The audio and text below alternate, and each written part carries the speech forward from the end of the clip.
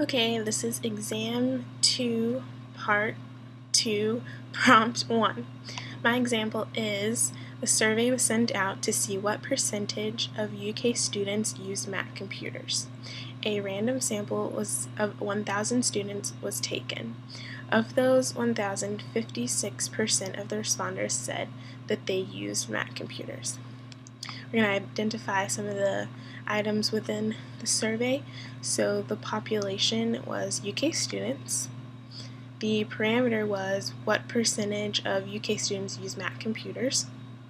The sample is 1,000 students that were randomly selected, and the statistic ended up being 56% of those sampled use Mac computers. Now it's just an example, so I made up that percentage. And this is B to question 1. A statistic is the quantity of interest found from the sample. Parameter is what we wish to learn about the population. And now, I think that typically we know the parameter because it's not really a survey if you're not studying something, which the parameter is what you would like to study or what you would like to know from the population. So I think the parameter is given more often than the statistic. Okay, for question 2, says Newsweek performed a survey in which 567 Kentucky parents were asked for the question, would you prefer to have your child taught by a male or a female for grades K through 2? Only 15% responded, and that they would prefer to have their child taught by male in grades K through 2.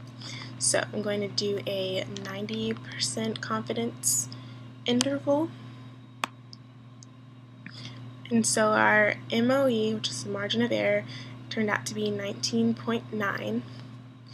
And our confidence interval on the lower side was 12.53%, and on the upper side it's 17.47%. So that was our confidence interval.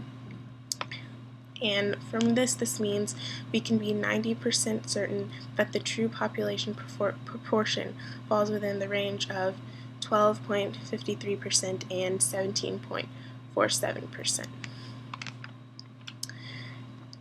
If a confidence increases, so does the sample.